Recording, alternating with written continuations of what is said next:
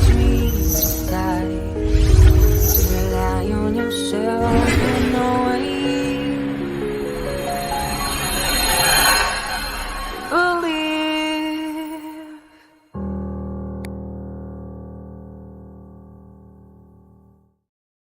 Good morning, everybody. Hopefully, everyone's doing well today.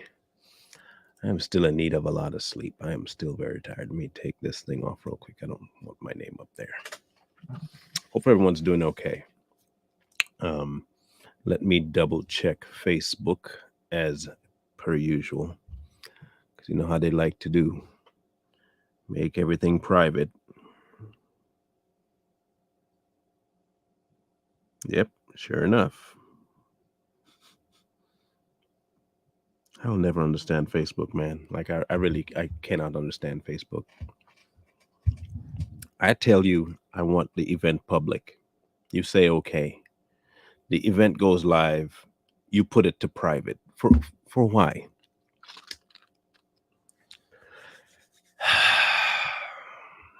Anyway, pierce my ear. I don't know how many have heard that song. There used to be a song way back in the Devo days. You remember when we used to have devotionals where even the teens would actually have devotional, um, where you would see groups after church on Sunday still meet before Sunday night to have a Devo. You remember those? Well, this was one of those songs from back in the day that used to revolve around Devos. Um, and it was called Pierce My Ear. But it recently jumped out in my memory again, and I thought I'd try and figure out where they got this song from. And where did the concept for them start? And do you remember terms like I'm a slave to Christ? Um, and the like. Um,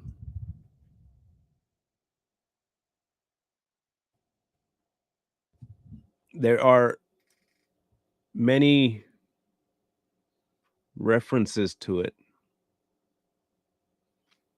Um, I think Romans has a statement about being slaves to Christ, or at least to righteousness. And so it made me kind of wonder what the whole concept was about. And it wasn't a very deep rabbit hole, but it was an interesting one. And so far, this is where I'm at with it. So in Deuteronomy and in Exodus, they gave rules for bond servants and slaves. And this is not a discussion about whether chattel slavery or other kinds of slavery is enforced by the Bible or by God or whatever. Um, for those of you who don't know, we are all indebted to something on some level. In the spirit world, we were indebted to sin, and someone paid our debt, and we were no longer indebted. But now we follow the one who paid our debt. You might want to call that slavery, but it's the type of slavery that we're talking about here. So, anyone interested in diverting to that topic, just know that's not where I'm going with this. But in Exodus 21,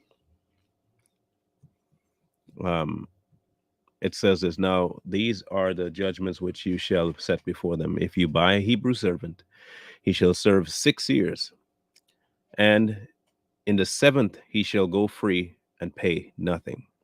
If he comes in by himself, he shall go out by himself. If he comes in married, then he shall go with his wife.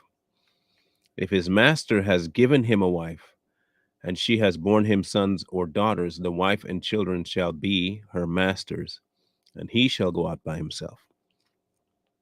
But if the servant plainly says, I love my master, my wife, and my children, I will not go free, then his master shall bring him to the judges.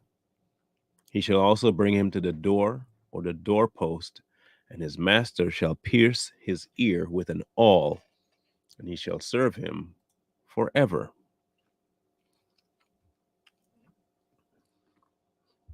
Now, I know they got the whole concept of the song from that because the verse itself says, Pierce my ear, O Lord my God. Take me to your door this day. I will serve no other God. A free man I'll never be. And the sentiment is great. Wonderful sentiment. The question really remains, though,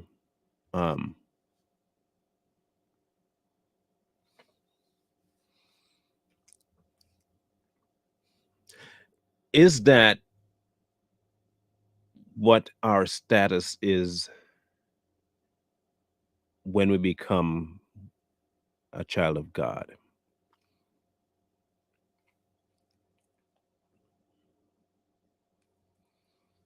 That's the real question. How good of an analogy is it to use? I get that if you are a slave and you don't want to be freed from your master because you have ties there, this is the process for remaining. But that isn't quite what happened at the cross. What happened at the cross was a transfer of ownership, not a remaining in ownership. There was a complete transfer.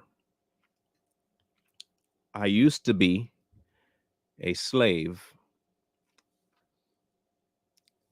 to sin, and I was freed, and now I am an heir with Christ. Being a slave to righteousness,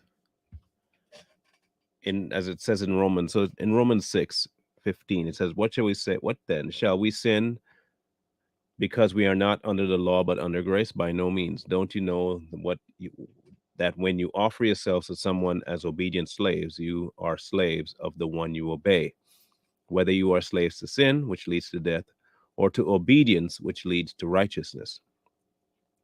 Notice he did not say a who. But thanks be to God that though you used to be slaves to sin, you have now come to obey from your heart the pattern of teaching that has now claimed your allegiance.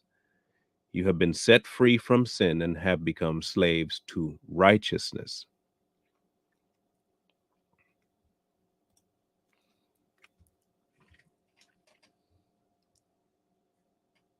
There is freedom in Christ, not bondage.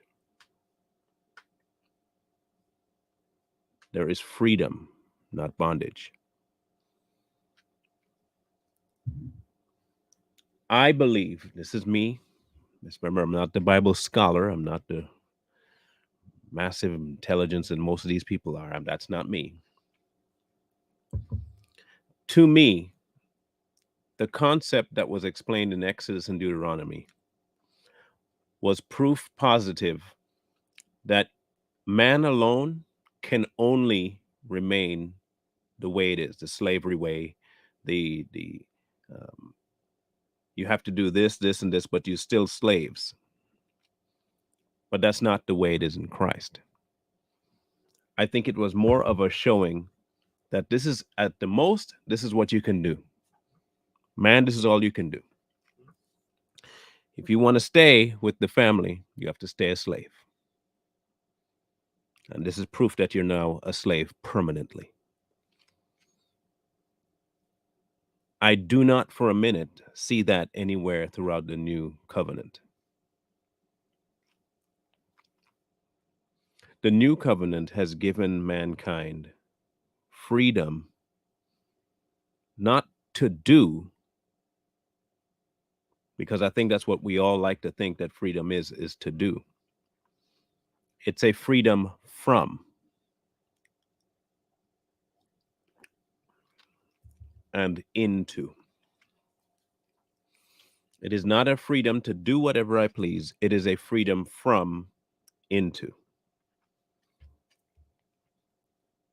And I think we have lost all semblance of what Christianity, Godhood, following Christ is all about. We have completely lost it. We consider now Christianity a license. It is now a license. We don't want to look and see what it actually saved us from and placed us into.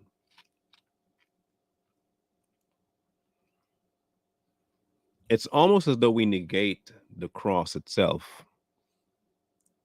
We negate what was actually done. In exchange, we want to think about what is potentially okay now for us to do.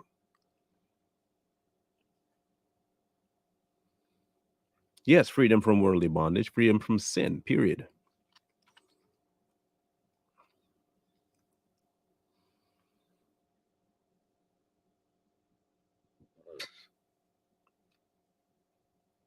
And I think that's part of why the new life is difficult for people to grasp.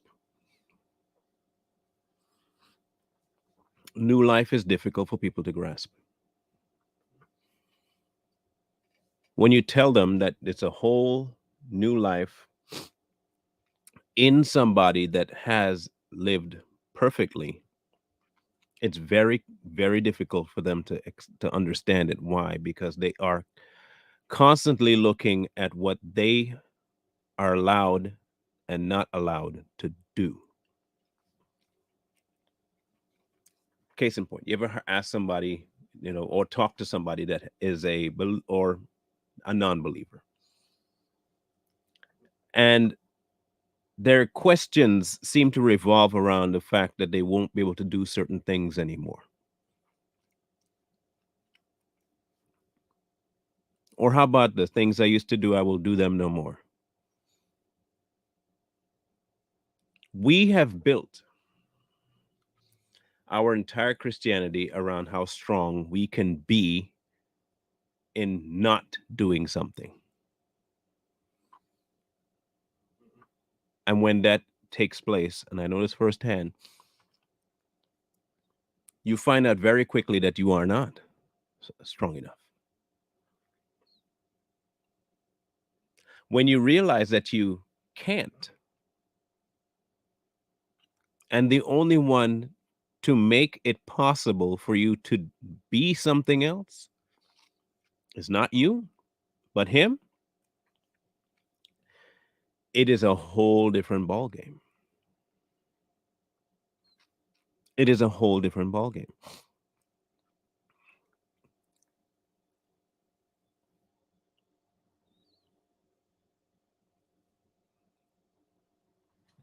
Imagining God taking your ear and nailing it to a wall, and now you are his servant forever. It's a wonderful sentiment. It really is.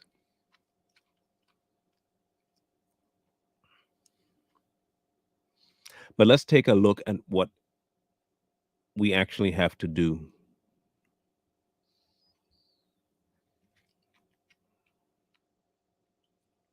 It will take more than an ear piercing.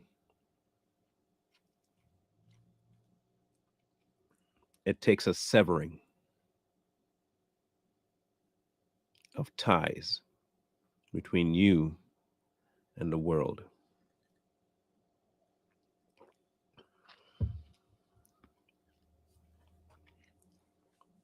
It's a severing. And in order for that severing to take place, the part of you that's connected to it has to die.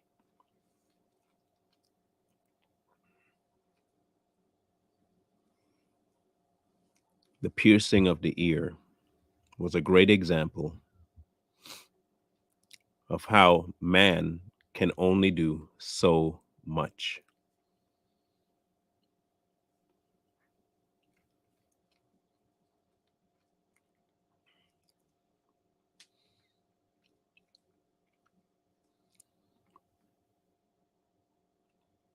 We are joint heirs with Christ, which means we inherit the kingdom. And the reason that we're family is because we have the same blood. That's not slavery.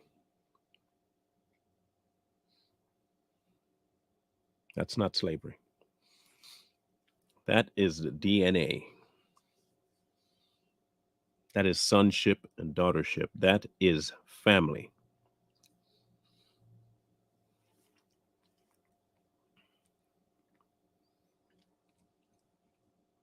I think too many times we want to be counted as righteous for what we do. And it makes more sense as to why we feel the way we feel sometimes when we don't do what we believe we ought to have done and we need to do. We have to do it because we get caught in the do. You know what? The guilt over not doing something that you think you're supposed to do will continue to do. Heap more things upon it.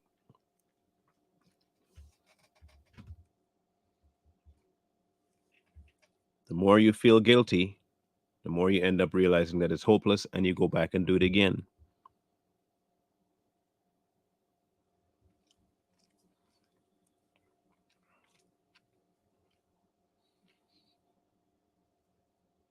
This is not about doing. This is not about being a slave. This is about freeing.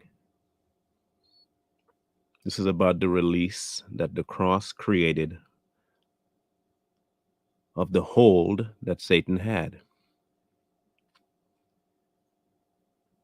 The hold that Satan had on you, the contract that he had, the right to your soul that he had, was obliterated on the cross.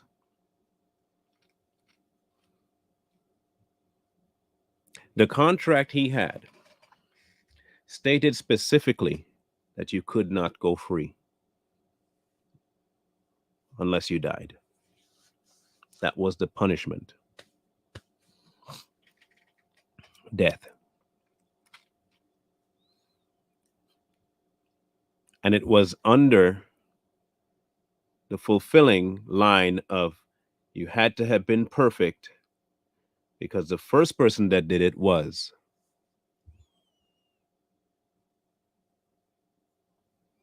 The first person that put you in these particular situations had a certain type of criteria about them that, you know what, after that point, no one was going to fulfill. Do you realize that no matter who came after Adam until Jesus, that no one was able to fulfill the requirements of that contract?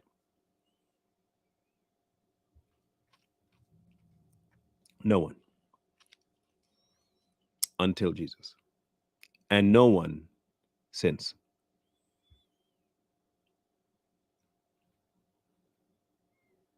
Consider it a add-on. Contract taken, contract fulfilled, new contract, you sign in. It is now able for you to leave the old contract, join the new. Not as a slave, but as a brother. Do brothers serve each other? Yes. Servant, yeah. Slave, no.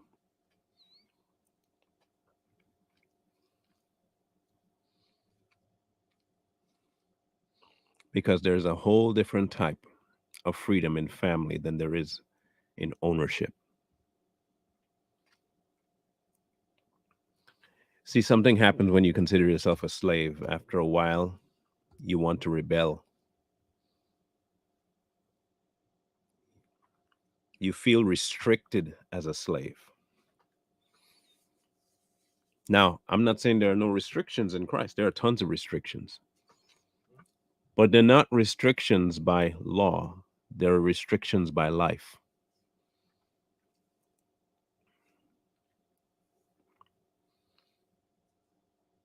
The whole idea of the things I used to do, I will do them no more.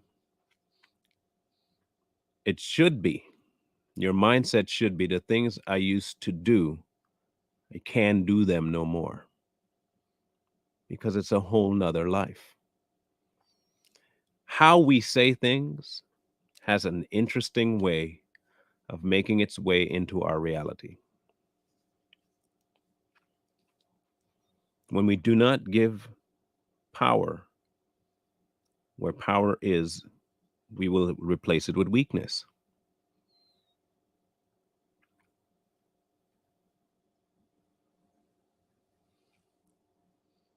I have found this one thing to be true about myself.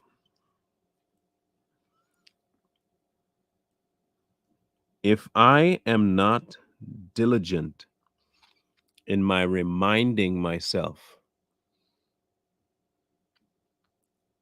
of the new creation I am because it was not through me, I will find myself slowly but surely finding ways to tell myself I am this good because of something I did.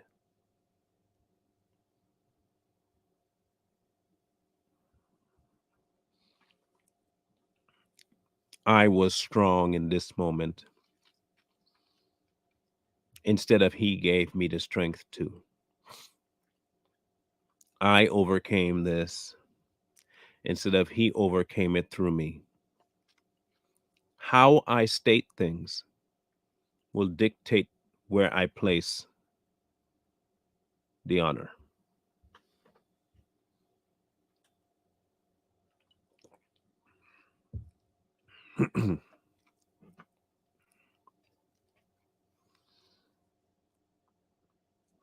So for me,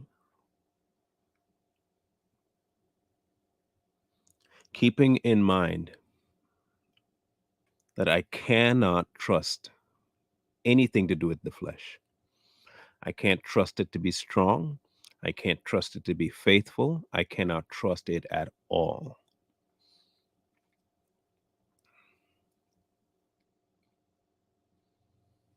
I cannot trust it. It is untrustworthy.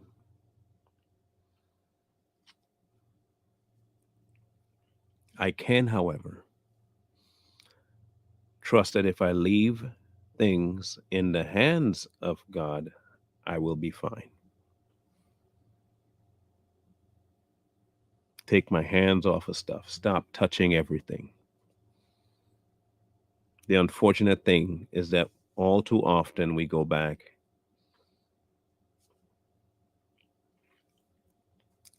We want to touch up on something. We want to fix something. We worry about something.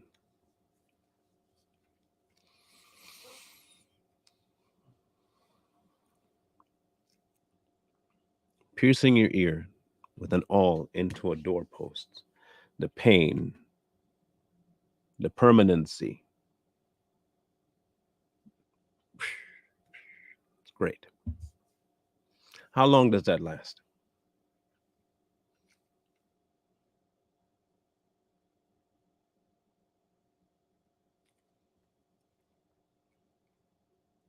How long does it last?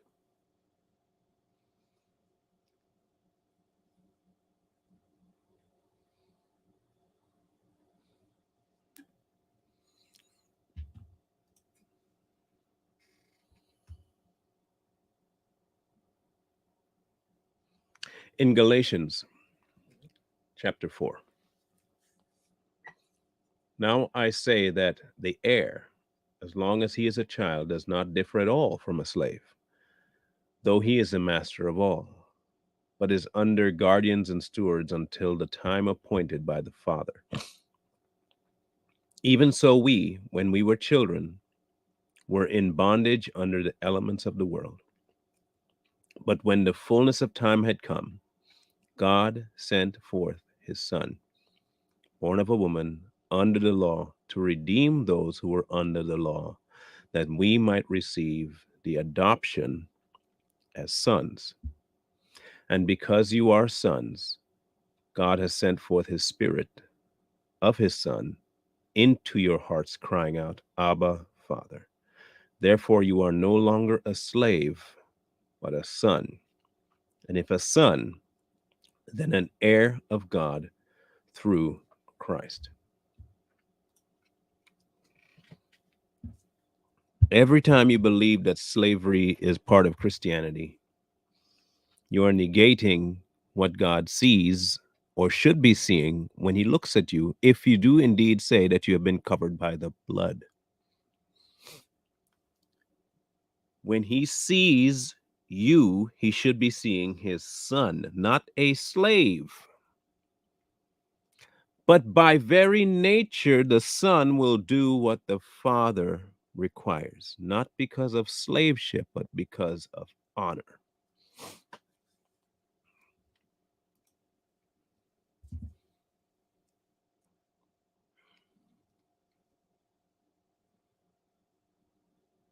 Honor.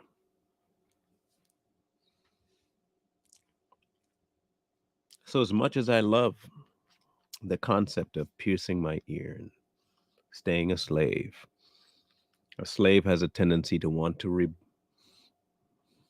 buck the system and rebel and revolt because they're not getting the way they want.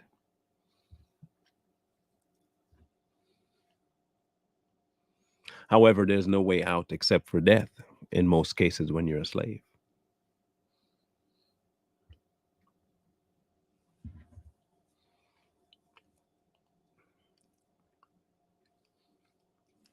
In Christ, there's liberty.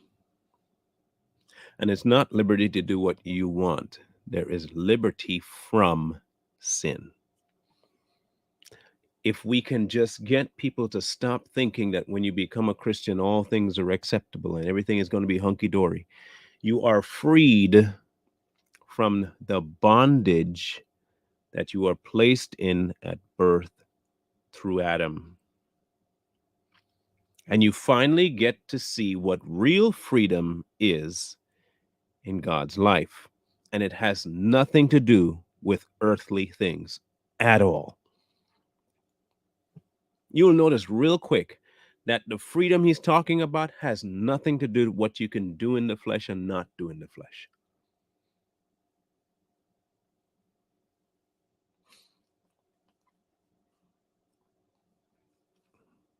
Because if you are no longer a slave to a system, a thing, you will not find yourself fulfilling that thing. But if by nature, new nature, you have put on the same life of Christ, it will live itself through you. And you won't have to do anything. You won't have to guess about what's right and what's wrong.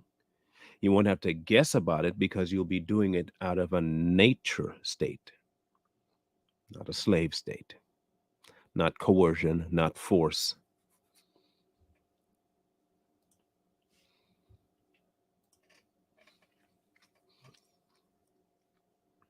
So, how do you get to that point? Time. Time with Him. I spoke yesterday, and I told you guys I didn't talk about it today. About being in a worship service on Wednesday night, and there were some things going on in my life that were just taxing upon me by my own doing, but taxing on me. And there was a man from Belarus that spoke, and he was talking about the essential need for prayer and what it actually would look like to pray fervently, like deep prayers, to get to that place where you have an encounter, not asking for something, not just praying randomly, but an encounter. You're seeking God's face. And as he was talking, um, I'm sitting there, and it's starting to ring true that I had not fully found myself seeking his face. I know I wanted his presence, but I wasn't seeking his face. And the more that realization hit, and I could remember, I mean, it was so weird. You know how if you have children, younger ones around 8, 9 years old, when they run around and it's a warm day outside and they come inside, there is a certain odor that they carry with themselves. I don't care how well your child takes a shower. There's there's a certain odor about them, and I think you know what odor I'm talking about. So this little boy sitting right on the ground after having run around outside came in, sat down.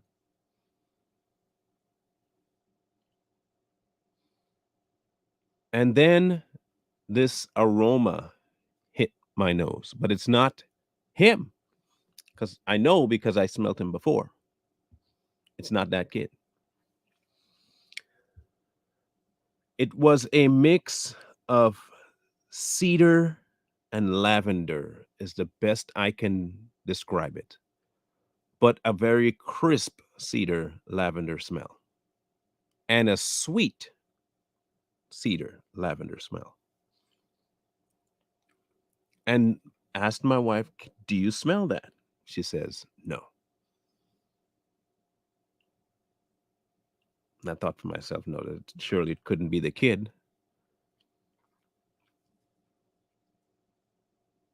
And this scent lingered and lingered and lingered.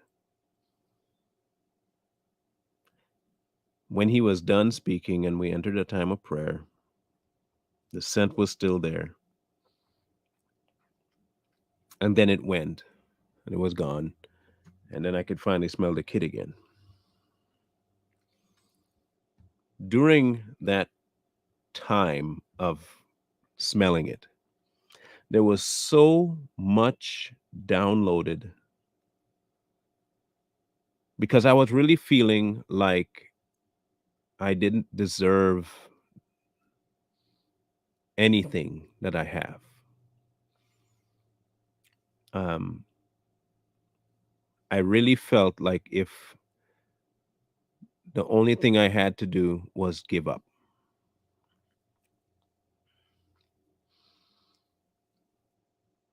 I thought that one mistake made it absolutely impossible to continue. And then the guy from Belarus said one very amazing thing that happened to him. And he said that he was praying, praying, and then he had a moment where he felt as though he encountered God himself. Didn't say he saw God, not face to face kind of thing, but like the presence showed up to the point where he was freaked out, like scared, and ran from his closet because he really thought he was going to die. He genuinely thought that what was happening was going to kill him. And he said he went back and looked at all the people that have ever encountered the presence of God one on one, and they all had the exact same experience: fear. Wasn't awe, it was fear.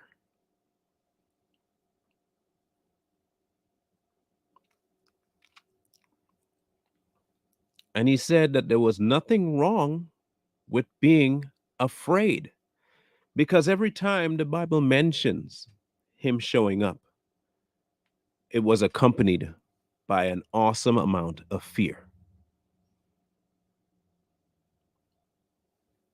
And we're talking about scared to death fear.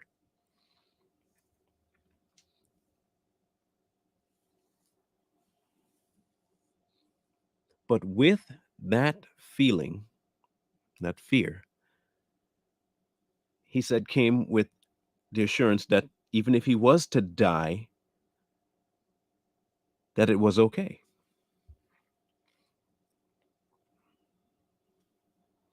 Because if that's what God wanted, that's what God wanted. He said once he figured that out, he didn't care. And it wasn't that he was trying to kill him. But that fear is normal. Many have forgotten it, though. It is a fearful thing to fall into the hand of the living God. Don't fear man, fear him who can kill both body. And it constantly tells you to be afraid.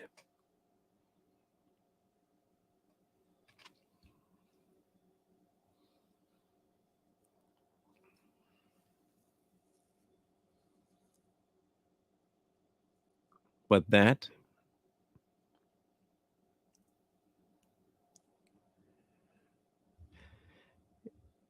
is always accompanied by something soothing as well. Because while I acknowledge that fear, that aroma that was there, call it the Holy Spirit, whatever you want to call it, I don't know what it was. All I know it was the smell was there. It wasn't there before. It showed up and then it left. That's all I know. That's all I know. And it was the most calming, soothing odor at that time. Even in the midst of me understanding fear of God, there was calm.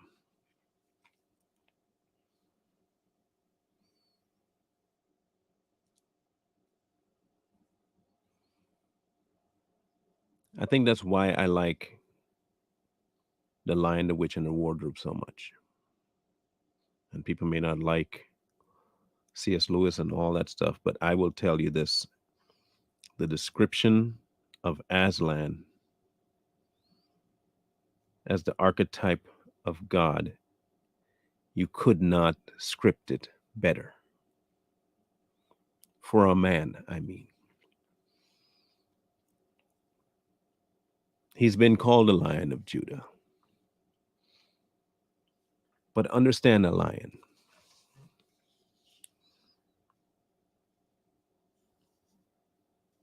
A lion is a fearsome thing. And you'll probably see videos of people petting lions and having pet lions. But what they always say is never forget that it's a lion. Never forget that that's a lion.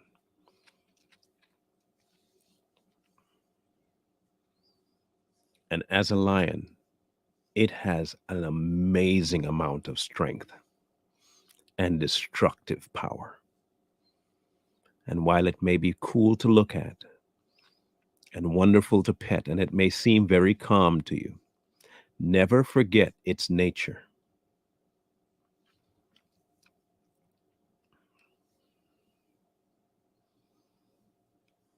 And I like the analogy simply because of this.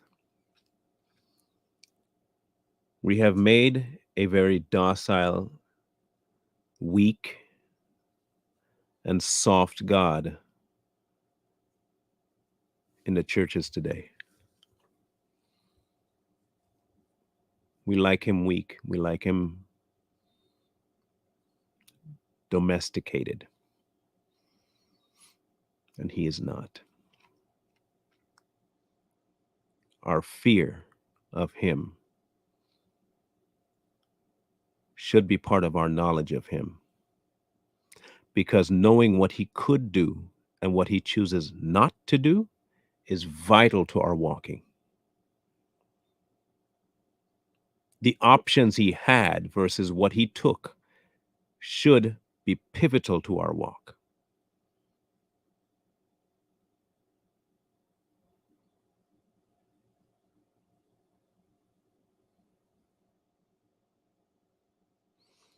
I don't know where they get that from. I don't know. I could not even tell you how they even came up with. I mean, I can tell you where they came up with it. It says that he is Prince of Peace and all that stuff.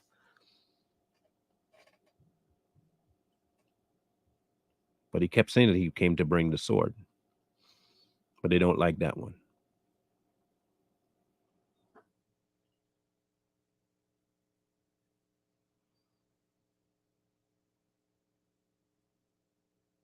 It's a very crazy thing.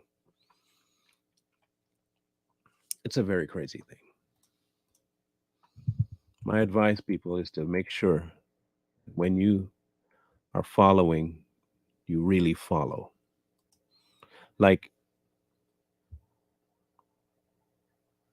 if anything I've learned this year is that you can be complacent and think because you're doing something positive for the kingdom that you won't be giving into something somewhere else because you're so distracted with what the fact that you're doing something and you don't realize that you are going right back to something that you were freed from.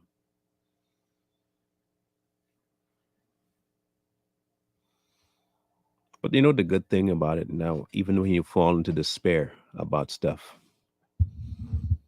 when you fall into despair, like I did, he will still come in all of his fearsome glory, but his aroma will calm everything down for you. You can see and be afraid of the nature of him, but the hand extended to you is that in spite of what you might feel about me, I'm still very approachable, but not approachable because of who you are. I'm approachable because I have made myself approachable.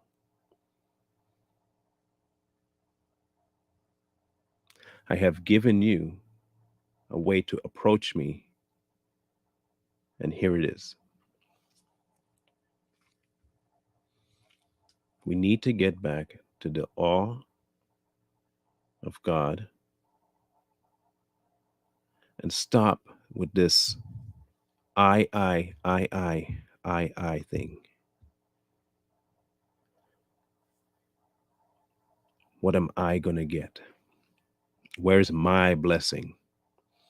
When am I going to get mine? Oh, God, just waiting to bless me. Forget you.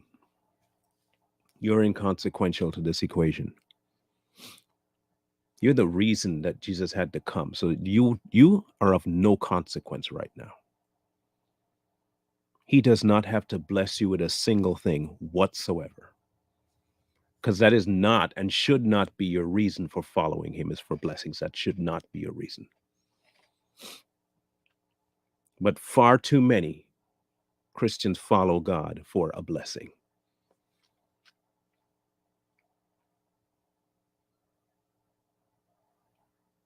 You should be following God for what he has done for you.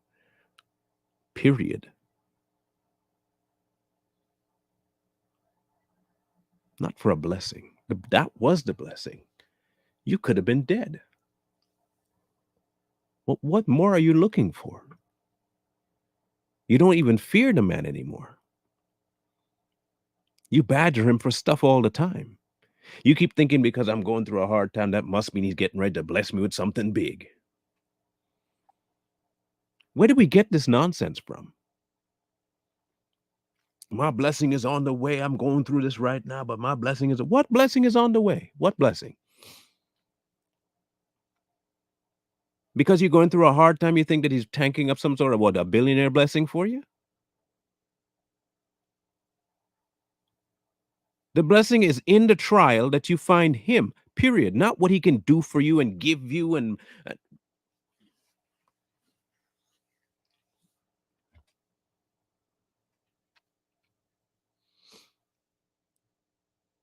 we have fallen so far from honoring his nature. We want to honor the gifts. If you're a believer, you're going to speak in tongues. And if you don't speak in tongues, God ain't knowing you. You can't just be in reverent awe of God and sitting there. You can't be that. You can't just be in so great of a shock and awe before God that all you can do is stare. And anybody who asks you, "What are you doing?" I'm just gazing, gazing at just at God. I'm just in awe right now. What do you do for you? What do you mean? Did he bless you with something? Yeah, eternal life. No, I mean, like, did he bless you with like a bill being paid? No. Did he give you something? No. Can you speak in tongues? No. Can you see the future? Can you profit? No. So what did he do for you? I told you he died for me, and I have access to the kingdom, and I'm sitting here in awe of it.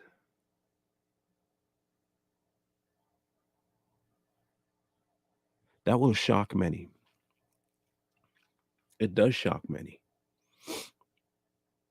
You know why it shocks many?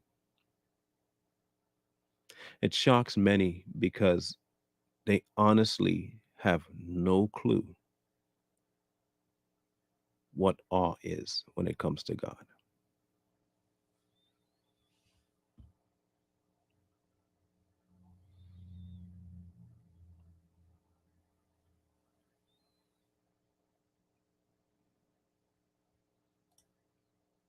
I will tell you what has happened to me in this last couple of weeks here.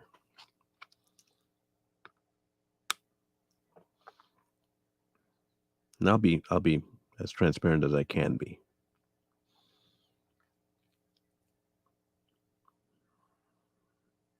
At the start of this straight talk thing,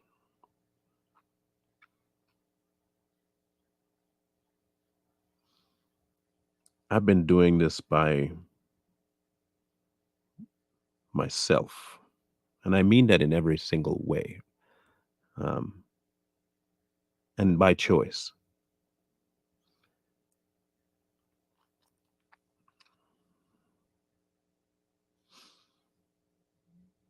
And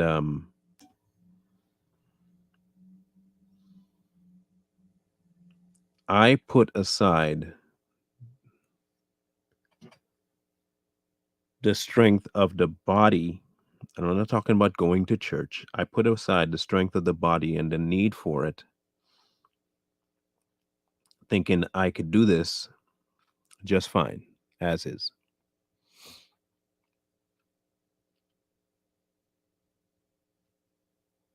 And that is a massive mistake.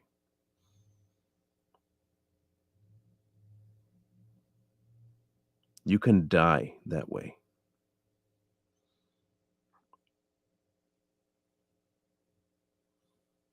And I almost did.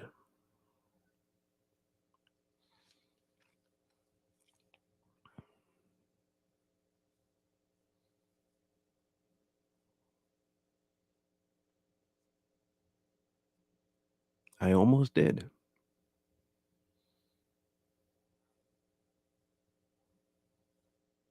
And he kept bringing back to me, even through my wife, she kept telling me, you need to have a good, strong core of men that you can reach out to.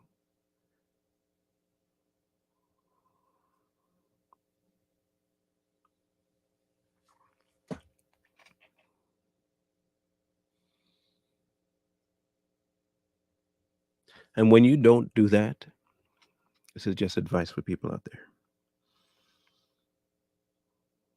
When you do not engage in the body,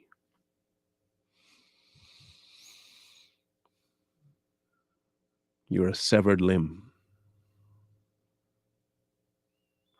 You are a severed limb.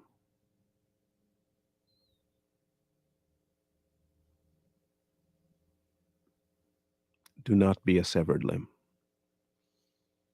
You're part of the body. And I don't mean the fake gathering that people have now that they call church. There is a body. I have since rectified that gap in my walk, and I've secured two strong men to be that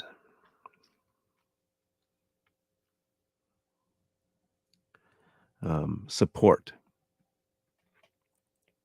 You already know who Corey is, and that's one of them. And the other brother you've met before too, and that's Felton. Um, great man. And I did not use what God had placed in front of me. And he never intended for me to do this by my lonesome.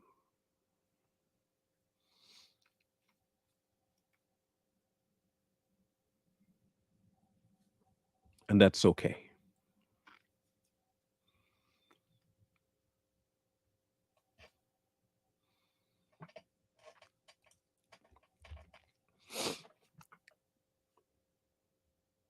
But those two men know what they are to me. That's the most important thing. Um, I would encourage you, women out there,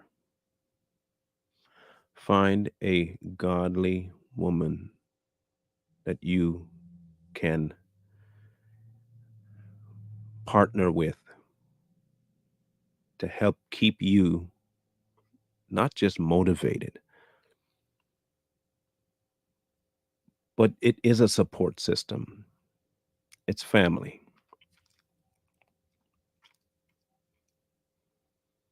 but it's needed. Don't think that it's not needed. It is so needed.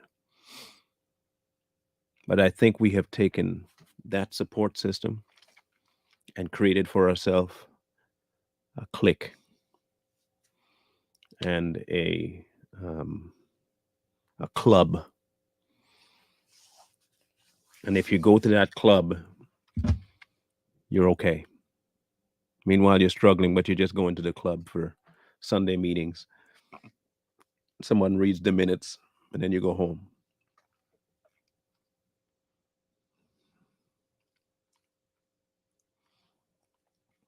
That's not the body. The body feeds. When the body gets together, the body recognizes everything about the head, realizes that the head is the one that controls everything. And they only move when the head says to move. They don't come and independently do their own thing. That's how you look like a quadriplegic or someone with cerebral palsy. You just look weird doing stuff on your own.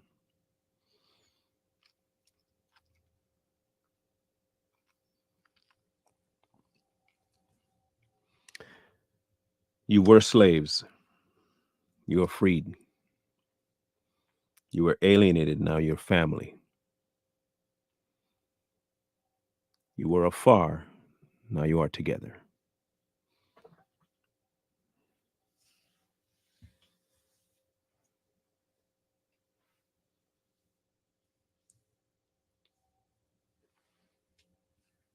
I just ask that we work like that. We work at the behest of the head, in awe of the head, and only when the head says to. Period.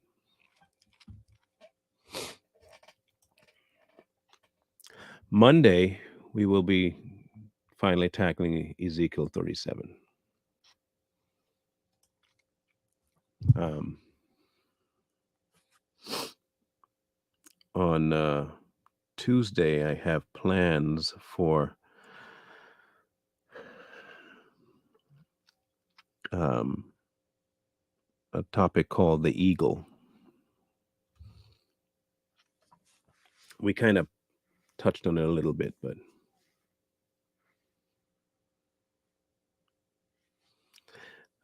and I don't think you'll have to wait very long for a female support system.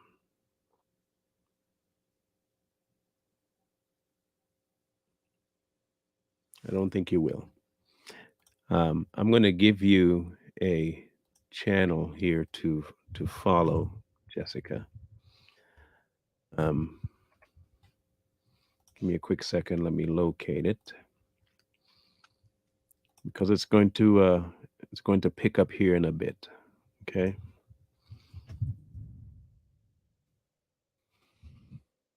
This is not me trying to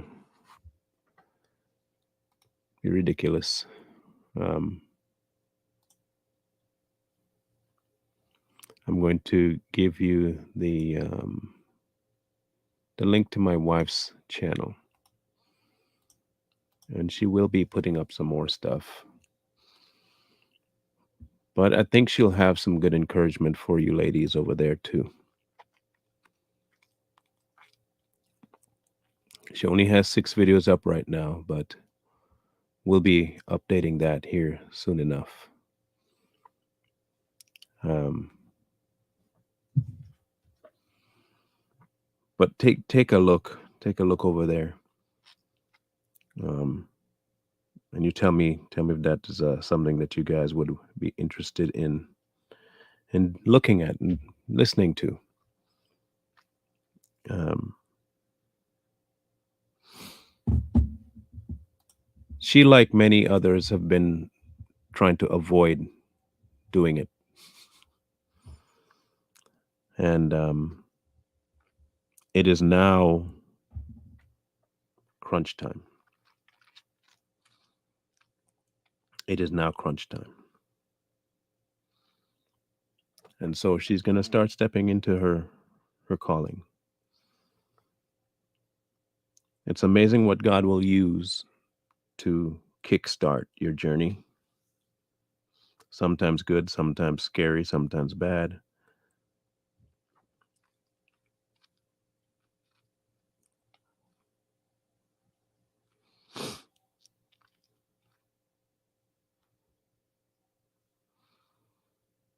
But usually it's always a good thing when he shows up. Anyway, I'm grateful for her. I really am.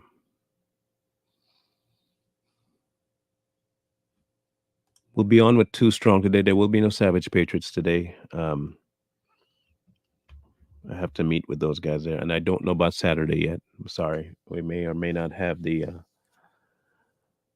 uncensored thing on Saturday. I have to meet with the guys. Um, and just so you know, the block that was on me giving people the opportunity to help, that was also lifted. Um, that was also lifted. So anyway, scrolling at the bottom, if you guys have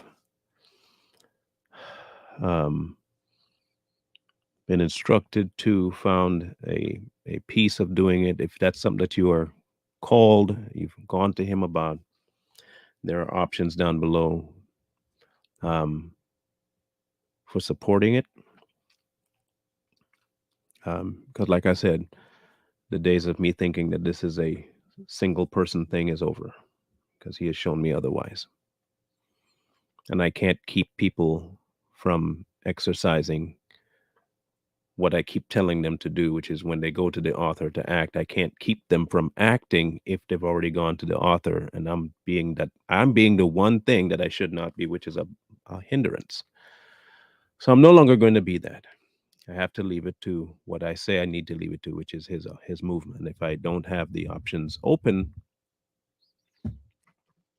so I'd like to apologize for anyone that um, that I have put a blanket on your um, the thing that he has called you to do. I'm sorry if I have put a blanket on you, but I was in my own space that I did not realize until everything broke free, and now I know. So I just wanted to apologize to you guys for that. Um, If there are emails you want to send to me, here is the email address.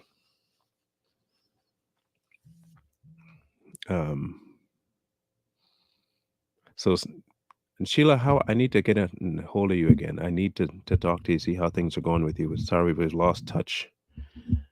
Like I said, this week has been ooh, man, I tell you. Anyway, I miss talking with you. I do. So, and I do miss the devotionals too that you send. Anyway, we'll see you guys tonight on Too Strong. We'll have Royalty with us on that episode. You know, she always comes with some pretty good stuff. So we'll talk then. I should be putting out another self-defense video. One more so along the lines of close quarters, if people have you in, you know, a precarious situation, how to get either freed or to get yourself a little bit more access to getting free. Love you guys. Mean it. Have a grand rest of the day.